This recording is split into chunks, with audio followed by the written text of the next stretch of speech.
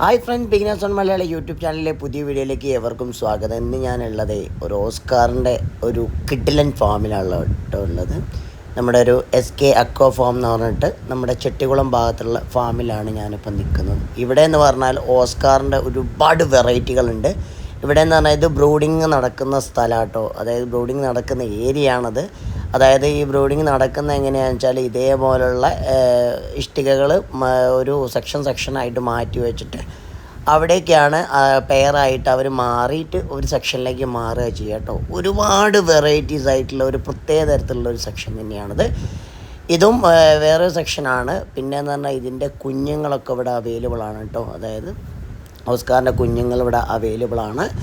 അപ്പോൾ എന്താ പറയുക, 3.5-4 ഇഞ്ച് സൈസുള്ളതൊക്കെ ഓസ്കാറിൻ്റെ കുഞ്ഞുങ്ങളാണ് ഇവിടെ ഇപ്പോൾ കൊടുക്കാനുള്ളത്. കാരണം വെച്ചാൽ നമ്മൾ മാർക്കറ്റിൽ റേറ്റ് വെച്ച് നോക്കുന്ന സമയത്ത് കമ്പാരിറ്റീവ്ലി നല്ല കുറവ് തന്നെയാണ് കേട്ടോ. നമ്മളിപ്പോൾ 1 2 3 എടുക്കുമ്പോൾ നമ്മളെങ്ങനെയാണോ അതായത് മാർക്കറ്റിലെ അതായത് ഇവർക്ക് റീറ്റെയിലേഴ്സിന് കൊടുക്കുന്ന അതേ റേറ്റ് തന്നെയാണ് കേട്ടോ നമുക്കും തരുന്നത്. സെയിം റേറ്റ് തന്നെയാണ് തരുന്നത് കേട്ടോ.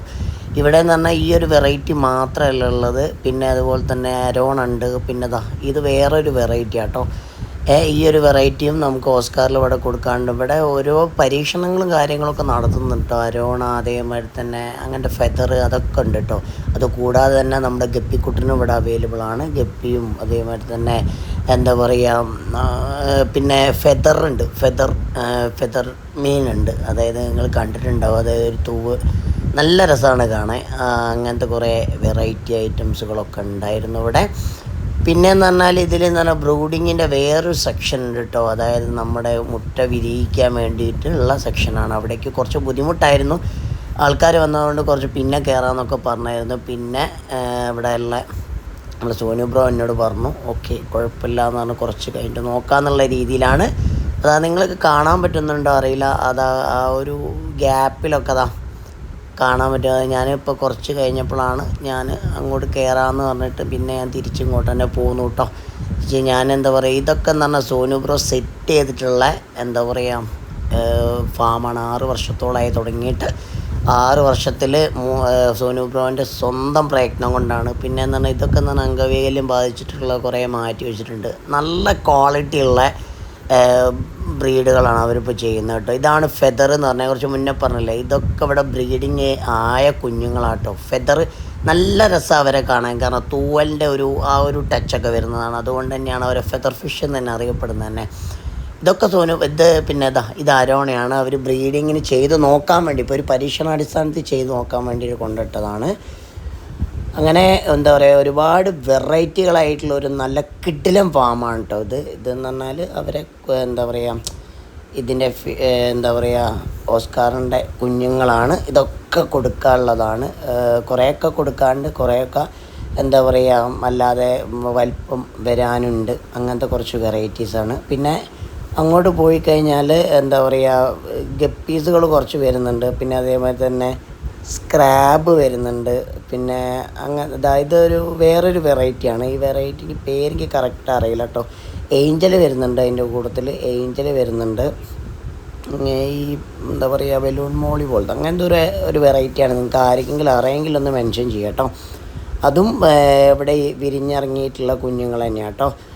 ഇതിൽ എന്താ പറയുക നമ്മുടെ ഇതിനെന്താണ് സ്ട്രിംബ്, അതെ സ്ട്രിംബാണ്. സ്ട്രിംബിനും ഇവർ നോക്കുന്നുണ്ട്. അതും കുറേ വിരിഞ്ഞിറങ്ങിയ കുഞ്ഞുങ്ങളൊക്കെ ഉണ്ട് കേട്ടോ. അവിടെ കുറേ പരീക്ഷണാടിസ്ഥാനത്തിൽ നമ്മൾ സോനു ബ്രോ ചെയ്യുന്നുണ്ട്. സ്ട്രിംബും കുറേ കുഞ്ഞുങ്ങൾ വിരിഞ്ഞിറങ്ങിയിട്ടുണ്ട്. അതിനൊക്കെ എന്നോട് പറഞ്ഞിട്ടുണ്ടായിരുന്നു, കുറേ ഇറങ്ങിയിട്ടുണ്ട്, കുറേ പെയേഴ്സ് ഉണ്ട്. അതൊന്നും കൊടുക്കാനുള്ളതല്ല, ലിമിറ്റഡായിട്ട് കുറച്ച് കാര്യങ്ങളൊക്കെ ചെയ്ത് നോക്കുകയാണ്. ഇപ്പോൾ കൂടുതലായിട്ട് ഇവിടെ കൊടുക്കാനുള്ളതെന്ന് പറഞ്ഞാൽ ഓസ്കാർ തന്നെയാണ് കേട്ടോ. ഇവിടെ കൊടുക്കാനുള്ളത് ഓസ്കാറിൻ്റെ മെയിൻ ഫാമാണ് ഇവിടെ.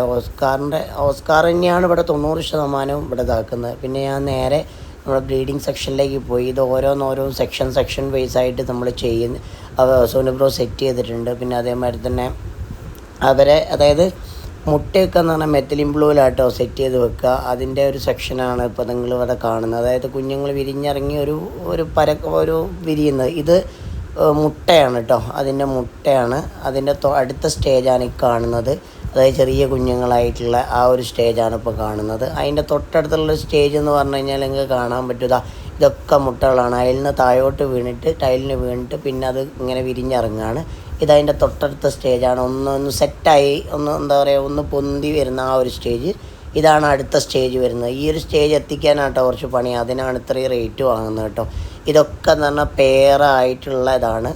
പിന്നെ ആ ഒരു സ്റ്റേജിൽ നിന്ന് മാറിക്കഴിഞ്ഞാൽ ഈ ഒരു സ്റ്റേജിലേക്ക് മാറിക്കഴിഞ്ഞാൽ നമുക്ക് മൊയിനിയോ അല്ലെങ്കിൽ വേറെന്തോ പലതോ ഒക്കെ കൊടുത്തിട്ടൊക്കെ ഇതാക്കാം. പിന്നെ അടുത്തതായിട്ട് ഈ ഒരു പെയർ കൊടുക്കാനുള്ള കേട്ടോ. അപ്പോൾ ഇത്രയൊക്കെ തന്നെയുള്ളൂ. ഇതിനൊന്നും ബാക്കി പിന്നെ ഒന്ന് തിരിച്ചിറങ്ങി എന്താ പറയുക, ഏകദേശം പാവങ്ങാടൊക്കെ എത്താറായി.